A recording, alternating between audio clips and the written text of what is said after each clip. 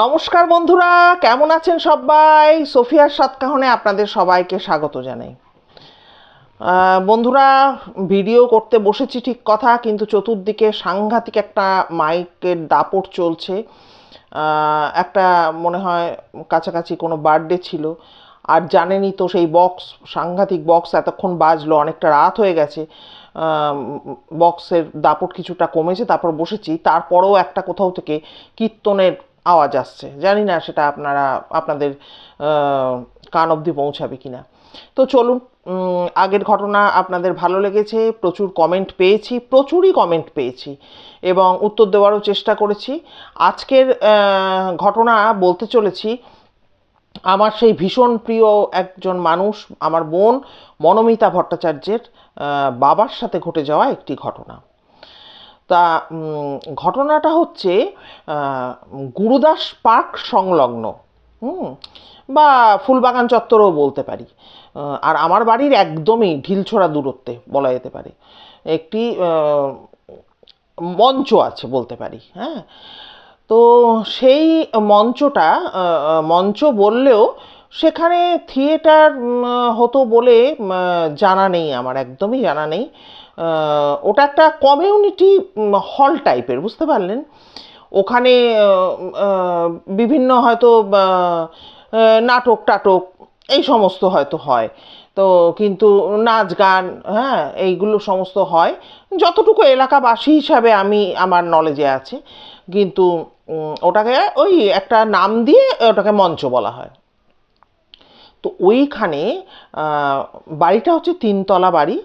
একতলাটায় হচ্ছে ওই security guard ফার্ড এনারা থাকেন সমস্ত, আর দোতলায় হয়তো মঞ্চ টঞ্চ আমি কোনোদিনও বেসিক্যালি আমি কোনোদিনও ভেতরে গিয়ে দেখিনি। আমার কর্তামশাই টশাই এরা তো এলাকার ছেলে, এরা সব জানে টানে, আমি কোনোদিনও ভেতরে যাইনি। হয়তো দোতলায় একটা মঞ্চ করা আছে, হয়তো কেন আছে, আর 3তলায় হচ্ছে ওদের ইলেকট্রিকের সমস্ত কিছু, ওগুলো সমস্ত কিছু রয়েছে। আর দোতলায় বোধহয় একটা ড্রেসিং ইয়েও রয়েছে, রুম টাইপের রয়েছে আর কি, যেখানে হয়তো আর্টিস্টরা সাজগোজ করে।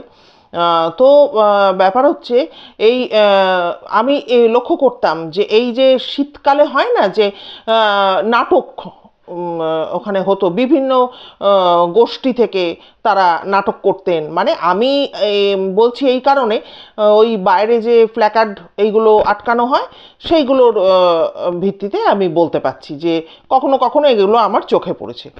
তো মনোমিতার বাবা ছিলেন ইলেকট্রনিক্স ইঞ্জিনিয়ার, ইলেকট্রিক্যাল ইঞ্জিনিয়ার উনি ছিলেন। তো যেখানে ওই ইলেকট্রিক নিয়ে ওনার, বুঝতেই পাচ্ছেন, কাজকর্ম মেসমশায়ের ছিল। তো ওই একবার কিন্তু ওই মঞ্চতে ওইখানে গিয়ে উনি প্রচণ্ড ভয় পেয়েছিলেন। আসুন আজকে সেই ঘটনাটি আপনাদের সামনে তুলে ধরি। মনোমিতার বাবা মানে মেসমশাই, উনি কিন্তু কর্পোরেশনে চাকরি করতেন। তো যাই হোক, এবারে দিনের বেলা যেহেতু শো চলতো, মানে নাটকগুলো চলতো ওই মঞ্চটাতে, বা দিনের বেলা বিভিন্ন রকম শো চলতো, বা সন্ধেবেলা বা ওই 7টা 8টা ও পর্যন্ত শো চলতো, এগুলো আমিও জানি। তো যে কারণে কিন্তু ওই যে ইলেকট্রিক্যাল ব্যাপারের জন্য তো উনি যাচ্ছেন, তো ওনাকে কিন্তু ওই জন্য রাত্রিবেলা যেতে বলা হয়, যে দিনের বেলা কিন্তু আমাদের হবে না, আমাদেরটা ঠিকঠাক করতে গেলে রাত্রিবেলা আসতে হবে। তো ভালো কথা, আসতে হবে। এবার ওই যে মঞ্চটা ওইখানে এই মনোমিতার বাবার কিন্তু আগেও কিন্তু উনি মেসমশাই যাতায়াত করেছেন, এবং ওখানে সমস্ত স্টাফেরা, যেমন ওই নিচে বললামই তো, সমস্ত ওই গার্ডরা থাকতো, এরা থাকতো। তো এই যে লোকগুলো থাকতো, তাদের সাথে না খুব একটা আত্মিক যোগাযোগ ওনার গড়ে উঠেছিল। আর মেসমশাই এমন একজন মানুষ ছিলেন, দেখবেন অনেক মানুষ আছেন না যে 1000 জনের মধ্যেও কিন্তু তিনি আলাদাভাবে কিন্তু চোখে পড়েন। মানে খুব প্রাণখোলা উচ্ছল একজন মানুষ ছিলেন। আশেপাশে যারা দোকানদাররা, ওই মঞ্চের আশেপাশে যারা দোকান ছিল গুমটি মতো, সেই গুমটি থেকে উনি প্রচণ্ড চেন স্মোকার ছিলেন। উনি ওই চা, তারপরে সিগারেট, এই সমস্ত উনি কিন্তু কিনতেন বা ওখানে খেতেন, ফলে কেনাকাটি করতেন, ফলে প্রচুর ওখানে মানুষজন ছিল যারা কিন্তু ওনাকে পুরো নিজের দাদার মতো ভালোবাসতো। এবারে তো একদিন ওরকম এই দেখা মানে কাজের জন্য উনি গেছেন, তখন বলছে যে আপনার দাদা আপনার কখন থেকে কাজ এরকম হবে আর কি এই সমস্ত। তখন উনি বলেছেন, মেসোমশাই বলেছেন আর কি যে দিনের বেলা তো নাটক চলে, দিনের বেলা তো হবে না, তারপর ড্রেসিং রুম ফুম রয়েছে দোতলায়, দিনের বেলা তো সম্ভব না, আমাকে নাইট ডিউটি করতে হবে। আর মেসোমশাইদের কিন্তু এরকম নাইট ডিউটি বিভিন্ন জায়গায় পড়তো, তো নাইট ডিউটি করতে হবে। তখন বলেছে যে নাইট ডিউটি করতে হবে, তখন এনারা বলছেন যে এনারা প্রথমে ভেবেছেন যে উনি বোধহয় ডে ডিউটির কথা বলছেন। বলছে ঠিক আছে, আপনি দাদা আপনি 3 তলায় তো কাজ করবেন, আমরা আপনাকে খাবার পৌঁছে দিয়ে আসবো। তা মেসোমশাই না ওই যখন বাইরে ডিউটি পড়তো ওই ঘুগনি রুটি বা ঘুগনি পাউরুটি এরকম উনি খেতেন বাইরে থেকে, উনি কিন্তু খাবার ওইভাবে নিয়ে যেতেন না, উনি বাইরেই খেতেন। হয়তো টাইম ম্যাচ করতো না বাড়ির সাথে, হয়তো টাইম ম্যাচ করলে না, ম্যাচ যদি না করে তখন কি হয় মানুষকে বাইরে খেতে হয়, তো উনি তখন ওই বাইরে গিয়ে খেতেন। কিন্তু এই দোকানদারদের সঙ্গে তো খুবই সদ্ভাব ছিল, তো ওনারা বলছে যে আপনি তো কাজে ব্যস্ত থাকবেন 3 তলায়, আমরা গিয়ে খাবার পৌঁছে দেবো। বলে না না খাবার পৌঁছে দেওয়ার দরকার নেই, আমি নিজেই গিয়ে এসে খাবার খাবো। বলে না না কেন আপনি আসবেন, আপনি খাবার পৌঁছে দেবো, আর দিনের বেলা অসুবিধা কী আছে? বলছে না দিনের বেলা তো না, আমার তো রাত্রিবেলা। তখন বলছে যে কেন রাত্রিবেলা কেন? বলে না নাটকটা এখন চলছে ওই জন্য। বলে না না 2 দিন তো নাটক বন্ধ আছে, আপনি এক কাজ করুন, আপনি একটা অ্যাপ্লিকেশন দিয়ে দিন যে দিনে আমার পক্ষে সম্ভব হচ্ছে না, এই রাত্রে সম্ভব হচ্ছে না, আমি দিনেই করব, এখন তো 2 দিন নাটক বন্ধ আছে। বলে না তা হবে না, যখন এনারা ইয়ে করেছেন মানে বলেছেন তখন তো করতেই হবে কাজ। তখন বলছে শুনুন দাদা আপনি মানে যারা গার্ড ওখানকার তারা বলছে যে দাদা আপনি এই আশেপাশের দোকানদারদের জিজ্ঞাসা করুন, ওইখানে মানে ওই 3 তলায় আপনি যেখানে কাজ করবেন ওখানে না জিন বা দৈত্য যে ব্যাপারটা ওনারা বলেছেন কিছু একটা রয়েছে, বুঝতে পারলেন? উনি কিন্তু রাত্রিবেলায় এসে শোয়। তখন বলছে যে সে কি? বলছে হ্যাঁ উনি ওই জিন বা দৈত্য সে কিন্তু রাত্রিবেলায় এসে শোয়। তো ওই জন্য আর রাত্রিবেলা পুরো মানে মঞ্চটা জুড়েই কিন্তু তার আনাগোনা বা যাতায়াত। তো ওই জন্য কিন্তু অনেকেই এই সমস্ত তিক্ত অভিজ্ঞতা অনেকেরই হয়েছে। কাজেই আমরা আপনাকে বারণ করছি, নিষেধ করছি, আপনি কিন্তু রাত্রিবেলা কিছু কাজ করবেন না। তো ওইখানে ও কিন্তু সারা ওই মঞ্চ জুড়ে কিন্তু ঘুরে বেড়ায়। এবার একতলায় যেহেতু এই গার্ডেরা থাকে, হয়তো একতলায় এই উপদ্রবটা নেই, 3 তলা 2 তলা মিলিয়ে এই ব্যাপারটা হয়, তো এইভাবে কিন্তু ওনাকে সাবধান করেছেন তারা। তো যেদিনকে ওরকম ওরা ওই আশেপাশের দোকানদাররা বা স্টাফেরা তো ওনাকে বারবার করে সাবধান করতে থাকেন। তো বলে যে দেখো ভাই এরকম করা যায় না, ওনাদের যেরকম নির্দেশ আসবে সেরকমই তো আমাদের করতে হবে না। ওই যাই হোক ওনাদের আশ্বস্ত করে উনি তো বাড়ি চলে আসেন। এবার যেদিনকে নির্ধারিত দিনে উনি যাবেন মানে ওখানে ওই মঞ্চতে ওনার কাজ আছে, সেদিন কিন্তু হঠাৎ করেই ওনার বাবা খুব অসুস্থ হয়ে পড়েন। বাবা আর অসুস্থ হয়ে পড়েন, আর যদিও উনি বাবা মা বাড়ির কাউকেই কিন্তু এই সমস্ত ব্যাপারে কিচ্ছু বলেননি, কারণ বললে পর ওনারা কিন্তু এই যেতে মানে কাজটা করতে ওনাকে হয়তো বাধাও দিতে পারে, এই ভেবে উনি কাউকে কিছু বলেননি। তো ওই ওনার বাবা অসুস্থ হয়ে পড়ে যেদিনকে ওরকম যাবেন, তো ওনার বাবাকে ডাক্তার ফাক্তার দেখিয়ে ওষুধপত্র কিনে দিয়ে বাড়িতে রেখে তারপর তো উনি বেরোবেন। তো এই সব করতে করতে ওনার কিন্তু বেশ রাত হয়ে যায় ওখানে পৌঁছাতে, প্রায় ধরুন 9টা মতো বাজে। তা 9টার সময় উনি তো যান, তো যেতেই তো ওনারা সমস্ত আশেপাশের দোকানদাররা বলুন বা স্টাফেরা বলুন ছেঁকে ধরে যে দাদা সেই তুমি আসলে। বলে দেখো মানে কোম্পানি যেখানে উনি চাকরি করেন কর্পোরেশনে বললাম, ওখানে উনি ভেবেছেন যে আমি যদি এই সমস্ত ওরা যে বলছে যে অ্যাপ্লিকেশন দিয়ে দাও এরকম যদি আমি করি তাহলে তো তারা ভাববে গাফিলতি, হ্যাঁ কাজে অনিচ্ছা এই সমস্ত ভাবতে পারে। তো যার জন্য এটা বলার প্রশ্নই নেই, আমি ওই আশেপাশে যারা আমায় ভালোবাসে দাদা দাদা করে তাদেরকে বলে দেবো যে বলেছিলাম, কিন্তু ওনারা রাজি হন। সেই কথা মতো উনি কিন্তু সেটাই বলেন যে দেখো আমি সবই জানিয়েছিলাম কিন্তু ওনারা রাজি হন, আমাকে এই সময় করতে হবে। তখন বলছে সেই তুমি যাবে, তুমি টর্চ ফর্চ এনেছো দাদা? তখন বলে আমার টর্চ ফর্চ সব কাছে আছে, তোমরা চিন্তা করো না, আমাকে যেতে দাও, কোনো অসুবিধা হবে না। এবার এরা মানে এতটাই ভালোবাসতো নিজের দাদার মতো। আর ওর বাবারও তখন মানে এদের এই যে ব্যাকুলতা সেটা দেখে মনে হয়েছে যে মানে ওনারও ছোট ছোট ভাইদের মুখগুলো মনে পড়ে যাচ্ছে যে এতটা ওনারা আর কি ভাবছেন ওনার জন্য। তো যাই হোক, তখন বলছে যে কোনো টর্চ ফর্চ আমার রয়েছে, তোমাদের কোনো চিন্তা করতে হবে না। বলে না, চিন্তা করতে হবে না বললে তো হবে না, চলো তোমাকে আমরা ইয়ে করে দেবো, আলো টালো জ্বালিয়ে দেবো। তা ওরা ওপরে দোতলায় গিয়ে পুরো মানে উনি বাড়ির বর্ণনা এরকম দিয়েছেন, আর আমিও আপনাদের বলছি যে আমি কোনোদিন ওই মঞ্চটায় ঢুকে দেখিনি কীরকম কী ব্যাপার। একতলায় নাকি এদের ছোট ছোট ঘর স্টাফেদের, এবার এগিয়ে গিয়ে নাকি একটা অফিস ঘর মতো আছে, সেখান থেকে একটা সিঁড়ি উঠে গেছে, উঠে গিয়ে দোতলায় মঞ্চটা, আর মনে হচ্ছে তাই হবে হয়তো, দোতলায় মঞ্চ আর 3 তলায় নাকি ওই ড্রেসিং রুমটা। এবার ড্রেসিং রুমটা ওইখানেই নাকি ওনার কাজ ছিল। 3 তলায় একটা চিলে কোটা টাইপের একটা ঘর, লাগোয়া ছাদ, ওখানে নাকি কাজ ছিল। এবার ব্যাপার হচ্ছে যে এই যে কর্তৃপক্ষ এরা নাকি ব্যাপারটা জানতো বলে আশেপাশের লোকেরা বলেছিল যে এনারা কিন্তু ওই ম্যাক্সিমাম 7টা 8টা এর মধ্যেই কিন্তু সব কিছু শেষ টেস করে এনারা মানে প্যাক আপ করে পুরো গুছিয়ে টুছিয়ে বেরিয়ে যেত আর কি। তো যাই হোক, উনি তো ওরকম যে এরা তো শোনেনি, এরা দোতলায় এসে পুরো দোতলা মঞ্চের আলো জ্বেলে চতুর্দিকের দোতলার আলো জ্বেলে দিচ্ছে। তখন ইয়ে মেসমশাই বলছে যে এ কী করো তোমরা, তোমরা আমার তো কাজ হচ্ছে 3তলাতে, তোমরা দোতলায় পুরো মঞ্চে আলো টালো জ্বেলে এই সময় একাকার করে দিচ্ছ সারা বাড়ি, এবার কর্তৃপক্ষ তো খেপে যাবে না। তখন বলছে যে না দাদা, সে বললে তো হবে না, আপনি জানেন না সব দিকে আলো জ্বালা থাক। তখন বলছে তোমরা নিশ্চিন্ত হয়ে যাও, ঠিক আছে, আলো জ্বালা থাক, আমি চলে যাবো, আমি গিয়ে কাজ করে নিচ্ছি, কোনো অসুবিধা হবে না। তখন বলছে যে দেখো দাদা, যদি তোমার কোনো ওখানে কাজ করতে গিয়ে কোনো রকম কোনো অসুবিধা হয়, তুমি কিন্তু 3তলা দিয়ে হাঁক মারবে, আমাদের জোরে চিৎকার করবে, কিন্তু আমরা কিন্তু 3তলায় যাব না।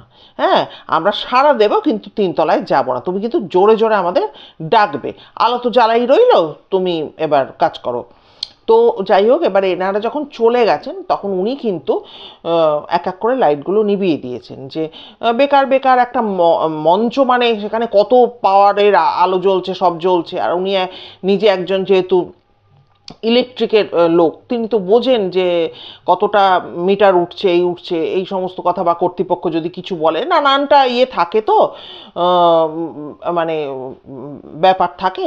তো উনি 3তলায় উঠে গেছেন, 3তলায় উঠে গিয়ে ওই ঘরটিতে উনি ঢুকেছেন, দরজাটা খুলে রেখে দিয়েছেন, এবং উনি যেটা মনোমিতাকে জানিয়েছেন, ওনার মুখোমুখি পুরো দরজাটা, ফলে কি হচ্ছে, ছাদ থেকে হাওয়া আসবে বলে দরজাটা একদম করে টান টান করে কিন্তু উনি খুলে রেখে দিয়ে উনি এবার কাজ করছেন মন দিয়ে।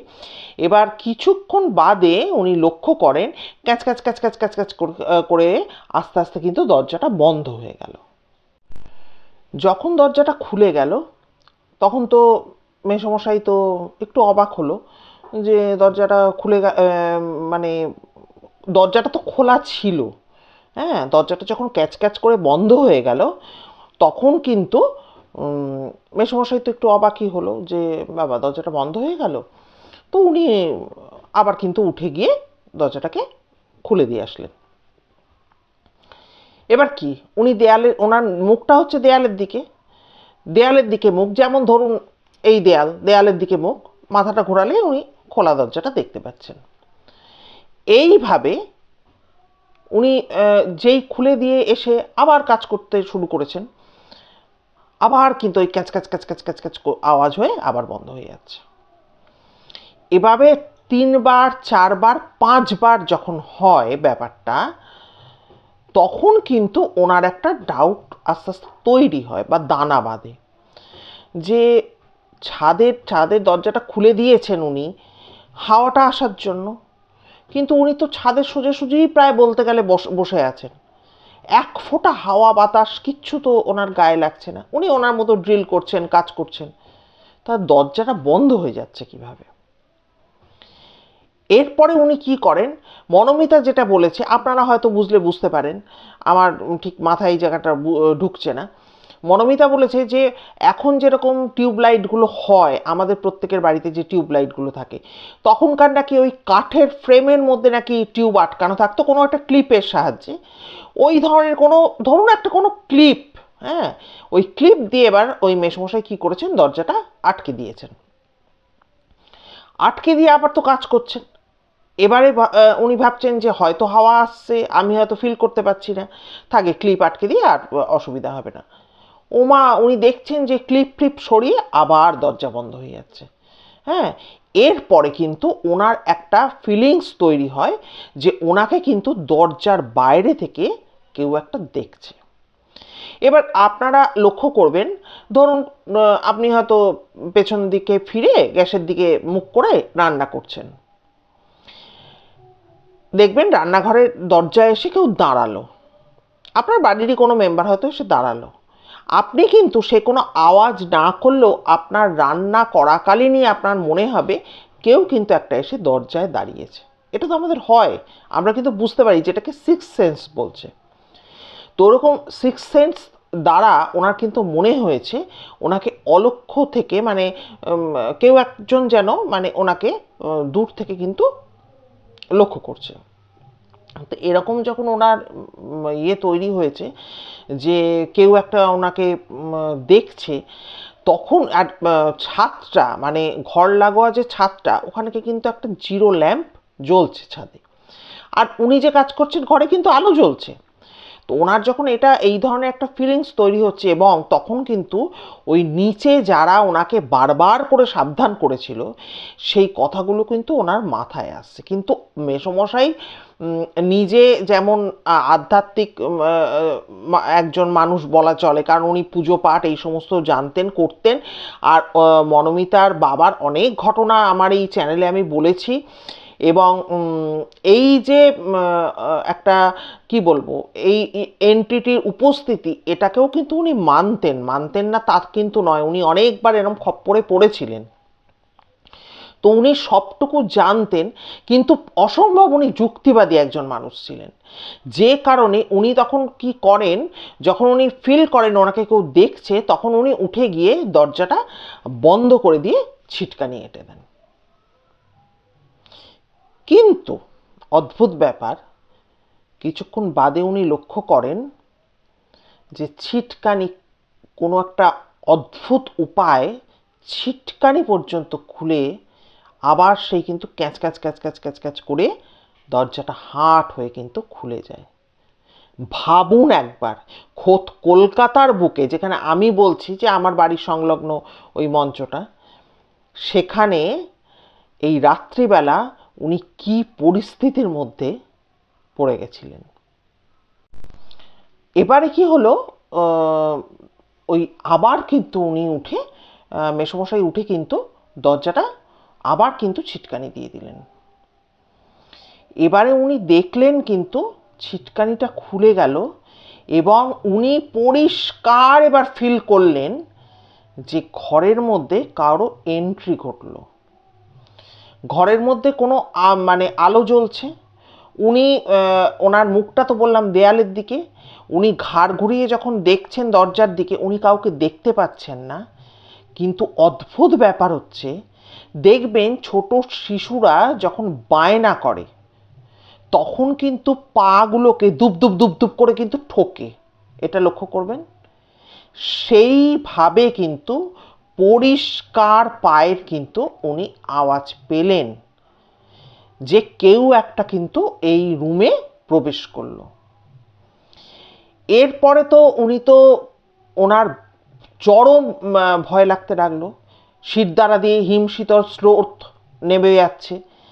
উনি তো পরিষ্কার এবার ফিল করলেন যে ঢুকলো, সেই রকম পায়ে আওয়াজ করতে করতে ওনার থেকে কিছুটা দূর, ওনার শরীরটা থেকে এক হাত দূর ধরুন দাঁড়িয়ে আছে, এবং তার কিন্তু উনি ফিল করছেন যে ওনার ঘাটটাকে চেপে ধরার চেষ্টা করছেন। কারণ এই মেসোমশাই, এনার অনেক ঘটনা আমি তো বললাম আমার চ্যানেলে আছে, 12-13 বছর থেকে কিন্তু উনি এই ধরনের অভিজ্ঞতার কিন্তু সম্মুখীন হচ্ছেন। সেই বলে না, মানো তো ভগবান, না মানো তো পাথর। তা সেক্ষেত্রে এই মানুষের ক্ষেত্রেও আমাদের সবাই কিন্তু এগুলো ফিল করে না, কিন্তু যাদের ফিল হয় তারা কিন্তু বুঝতে পারে যে এরকম ঘটনাও ঘটে। তো উনি যখন ওনার প্রত্যেকটা রোমকূপ শিহরিত হচ্ছে, প্রচণ্ড ভয়ে উনি মানে থরথর করে কাঁপছেন, কিন্তু উনি প্রথম দিকে যেটা ভেবেছিলেন যে আমি ইয়ে করব না, আমি ভয় পাবো না, দেখি কি হয়। হ্যাঁ, বললাম না খুব যুক্তিবাদী উনি মানুষ ছিলেন। এইবারে একটা ব্যাপার হলো, উনি তখন ভাবলেন যে না, যখন আমার একটা ফিলিংস হচ্ছে যে আমার থেকে এক হাত দূরে এই এন্টিটি বা যাই হোক না কেন, জিনই বলুন আর ওরা বলছে জিন বা দৈত্য যাই এসে দাঁড়াক, সে আমার যেন ঘাটটা ধরার চেষ্টা করছে আমার মনে হচ্ছে। যখন ঘাটটা ঘুরিয়ে উনি দেখছেন, উনি কিন্তু কিছু দেখতে পাচ্ছেন না, কিন্তু সে যে আছে, সে যে ঢুকেছে, সেই পায়ের আওয়াজই তার প্রমাণ দিচ্ছে। তখন উনি ভাবলেন যে আর যদি আমি বীরত্ব দেখাতে যাই তাহলে কিন্তু আমার প্রাণ সংশয় হবে।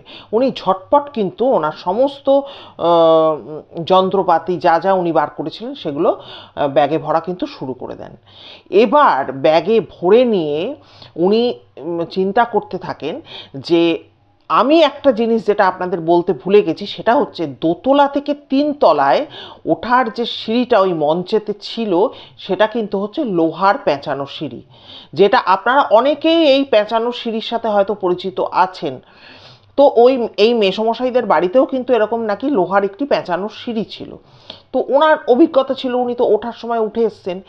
এইবারে উনি চিন্তা করতে থাকেন যে আমি তো দোতলার লাইটগুলো সমস্ত বন্ধ করে দিয়ে এসেছি, কিন্তু উনি জানতেন না নিচে যারা, উনি বন্ধ করে আসার পর এই নিচে যারা ওনাকে প্রচণ্ড ভালোবাসতেন তারা এসে কিন্তু আর কিছু না, দোতলার কোনো আলো ওনারা জানাননি, কিন্তু মঞ্চর আলোটা কিন্তু ওনারা জ্বালিয়ে দিয়েছিলেন। এবার উনি তখন ভাবতে থাকেন যে এই ঘরের লাইটটা যদি অফ করি তাহলে ছাদের লাইটটা অটোমেটিক্যালি নিভে যাবে এবং সিঁড়ি হয়ে পড়বে, ওই পেঁচানো সিঁড়ি হয়ে পড়বে পুরোপুরি কিন্তু অন্ধকার ঘুটঘুটে। আমি পেঁচানো সিঁড়িটা দিয়ে নামবো কী করে? কারণ এই মেসমশাইকে কিন্তু শুধু এই লাইট অফ করলে চলবে না, ওনাকে দোতলায় নেবে ওই মঞ্চের মধ্যে ঢুকে কিন্তু এমসিবি, যেটাতে পুরো লাইট অফ হয়ে যাবে, সেইটাও কিন্তু অফ করতে হবে। তো যাই হোক, উনি তখন চিন্তা করতে থাকেন কি করব। এইবারে যখন উনি ওই পেঁচানো সিঁড়ির মুখে আসেন, ততক্ষণে তো উনি দরজায় তালা টালা মেরে পুরো তো ঘুটঘুটে অন্ধকার হয়ে গেছে। উনি তখন ভাবেন, মানে দেখেন পকেটে 2খানা বিড়ি আছে আর 2খানা কিন্তু ম্যাচ বক্সে 2খানা মাত্র কাঠি আছে। তো এবার উনি তো খুবই চিন্তায় পড়ে যান, যে উনি ভেবেছিলেন কাজ করতে করতে একবার নিচে নামবো, একটু চাটা খেয়ে আসবো, কয়েকটা সিগারেট বিড়ি কয়েকটা কিনে নিয়ে আসবো, একটু দেশলাই কিনে আনবো। তখন উনি পরে তো এরকম ঘটনা ঘটে, উনি তো আর যেতে পারেননি। এবার 2টো মাত্র কাঠি, উনি তখন ভাবেন যে আমি কাঠিটা জেলে একটা বিড়ি ধরাবার চেষ্টা করি, আগুনটাকে উনি কাছে রাখতে চাইছেন, কিন্তু আমার মনে হয় কিন্তু এ আগুনও নিভিয়ে দেবে। তো যাহা এইটা ভাবা, উনি আগুনটা জ্বালান, সাথে সাথে হাওয়া নেই, এক ফোঁটা বাতাস নেই, কিচ্ছু নেই, দপ করে কিন্তু এই বিড়ির আগুনটা কিন্তু, মানে বিড়ি জ্বালাবার জন্য এই যে দেশলাইয়ের আগুনটা কিন্তু নিভে যায়। এবার তো চিন্তা করুন কি পরিস্থিতির মধ্যে উনি পড়ে যান। হাতে মাত্র একটা মাত্র কাঠি, এবার ওনাকে ওই সিঁড়ি দিয়ে কিন্তু নিচে নামতে হবে। তো বন্ধুরা, আজকে এই মনোমিতা ভট্টাচার্যের বলা এই মারাত্মক ঘটনাটি আমি এখানে শেষ করছি, কারণ ঘটনাটি বিরাট বড় একটা ঘটনা। এর পরের দিন এবং খুব তাড়াতাড়ি আপনাদের কথা দিলাম, সেকেন্ড পার্টটা নিয়ে আসছি এই ঘটনার। আপনারা প্রত্যেকে কিন্তু কমেন্ট করে জানাবেন যে আজকের ঘটনাটি আপনাদের কেমন লাগছে। হ্যাঁ, এত বড় একটা মঞ্চ, আর সেই যে ছাদ, যেটা মনোমিতা জানিয়েছে, 2টো বাড়ি নিয়ে একটা মঞ্চ। ও বলেছে সেইরম বড় আর কি ছাদ, বিশাল বড় ছাদ। ওই ছাদের মধ্যে একা একটা মানুষ ওই নিশ্চিদ্র অন্ধকারে দাঁড়িয়ে যখন একটা দেশলাই জ্বালে, দপ করে কিন্তু কাঠিটা নিভে যায়। এবার মেসোমশাই আজ আর আমাদের মধ্যে নেই, যেখানেই উনি আছেন ওনার আত্মার শান্তি হোক, উনি খুব ভালো থাকুন। এই মানুষটি তখন কিন্তু ওই ছাদে দাঁড়িয়ে চিন্তা করতে থাকেন যে কি করে নিচে নামবো। তো আপনারা কমেন্ট করবেন আজকের ঘটনা কেমন লাগলো। আর বন্ধুরা, একটু সাহায্যের হাত বাড়ান, আপনাদের ঝুলি একটু খুলুন, কারণ এই ধরনের ঘটনা কম বেশি সবার কাছেই আছে। যদি চান চ্যানেলটা বেঁচে থাক, চ্যানেলটা এগিয়ে থাক বা এগিয়ে চলুক, যদি মনে করেন যে সোফিয়ার সাতকাহন প্ল্যাটফর্মটাকে ভরসা করে বিশ্বাস করে একটা ঘটনা দেওয়া যায় যেটা অন্য কোনো চ্যানেলে বলা হয়নি, তাহলে একটু আমাকে নক করবেন প্লিজ, যেটা আমি প্রত্যেক দিন বলি। আর নতুন পুরনো সমস্ত বন্ধুদের কাছে কিন্তু আমার আবদার, আপনারা একটু আপনাদের ফ্রেন্ডস ফ্যামিলির মাঝে একটু ছড়িয়ে দেবেন, যদি অবশ্য ভিডিও ভালো লাগে। নতুন বন্ধুরা যারা এতক্ষণ আমায় শুনলেন, অসংখ্য ধন্যবাদ জানাচ্ছি। যদি ভিডিও ভালো লাগে প্লিজ একটা লাইক করে সাবস্ক্রাইব করে নেবেন, এবং অবশ্যই কিন্তু বেল আইকনের অলে গিয়ে প্রেস করবেন, তাহলে আমার বলা যে কোনো ঘটনার নোটিফিকেশান জলদি আপনারা পেয়ে যাবেন। আমি কাছে গিয়ে আপনাদের গল্প শুনিয়ে আসবো। ঠিক আছে? আর কি বলবো, সবাই ভীষণ ভীষণ ভালো থাকবেন, সুস্থ থাকবেন। দেখা হচ্ছে খুব তাড়াতাড়ি এই যে ঘটনাটি শোনাচ্ছি তার দ্বিতীয় পর্বের সাথে। নমস্কার।